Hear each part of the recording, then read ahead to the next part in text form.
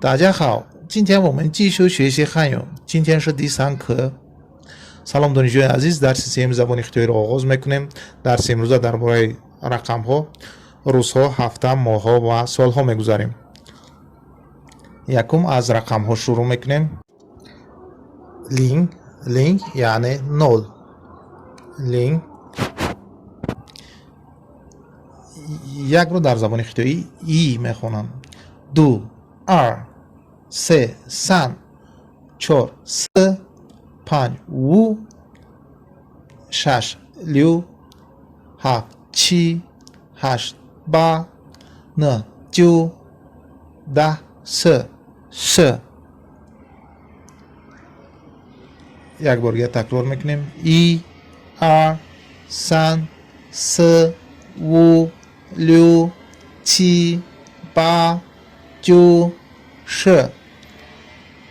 و دیگر از خانه 10 تا 20 در زبان تاجیکی ما 10 رو در آخر میگیم. مثال 11 12 13.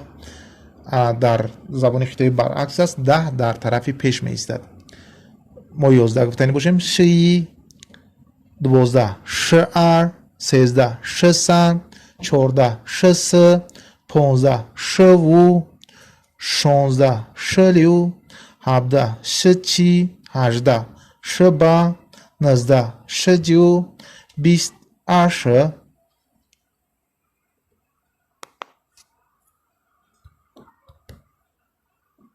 یک بار دیگر تکرار میکنیم. شی، شعر، شسن، شس، شو، شلیو، شچی، شبا، شجو، اش. و دیگر همین خیلی ادامه میدیم. خونه 20 21 22 23 گفتند. 21 اشی، 22 اشعر، 23 اشسن، اشس، اشو، اشلو، اشچی، اشبا، اشجو. و دیگر خونه رو میگذاریم. خونه از 30 40 50. 30 در زمان خیتویی سنش، 40 سش، 50 وش، 60 لیوش، 70 چیش، 80 باش، 90 جوش. یعنی یک بار تکرار میگیم. سنش، سش، وش، لیوش، چیش، باش، جوش. 100 در زمان خیتویی ای بای. همین خیلی ادامه میدیم. ای بای، ار بای، سن بای، س بای، و بای، لیو بای، چی بای، جو بای تا 900. در هزار در زبان خیتویی چین خوانده میشد. ای چین، هزار، ار چین، 2000، سن چین، س چین، و چین، لیو چین، چی چین، با چین، جو چین تا 9000 خوندیم. در زبان خیتویی 10000 وان میگن. یعنی وان بگن 10000. ای وان، لیان وان، 20000، سن وان، 30000، س وان، 40000. همین خیلی ادامه میدهیم. و همین خیلی ادامه میبود. مقصد 10000 در بالای حساب خوش کردن میگیم، جمع کردن میگیریم. 100000 گفتنی باشیم ما میگیم که شوان، یعنی 10 تا 10000 شوان 100000. یک چیز دیگر رو میخوام قید کنم. در زبان خیتویی مثال در ما 105 میگیم و یا حتما حساب 0 حساب میکنم. 0 در زبان خیتویی لینگ میشود. یعنی وقتی که وایو میخوان که بگن 105 ای بای لینگ وو میگن. ای بای وو بگن، اگر ای بای وو 150 میشه.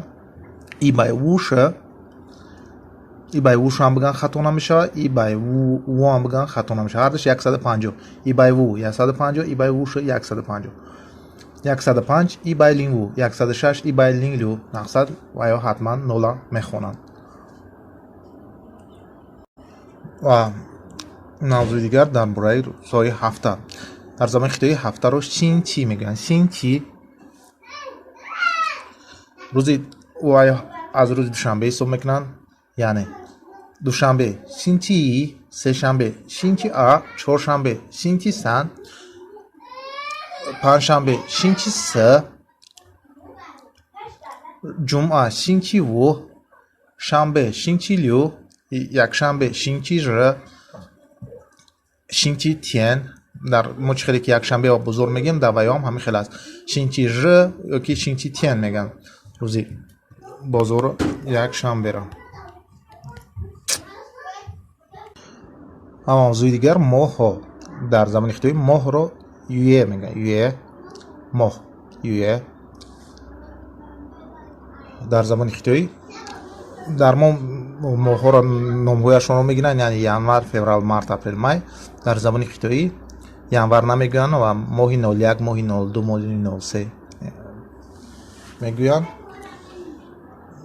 ما ینور رو در زبان خیتویی یویه فوریه اویه مارت سایویه اپریل سویه مای اویه ایون لویه ایول چیویه август باویه سنتیابر جویه اکتبر شویه نویابر شیویه دکابر شاویه خیال میکنم که آسان باشد من مثل خداوند که مثل ماهی 01 02 03 میگیم در زبان خیتویی هم همین خیلی است فقط رقم‌ها رو اضافه میکنیم و تمام در زبان خیتویی سال رو نین میگویند نین سال میشود در ما یعنی حساب میکنیم این خیلی مینویسیم یعنی 23 08 2020 23 август 2020 اول число رو میمونیم دوم اول رقم رو میمونیم دوم ماه رو سیوم اول روز رو دوم ماه رو سیوم سال رو در زبان خیتویی باشد برعکس است اول سال رو میمونند دوم ماه رو میمونند و سیوم روز رو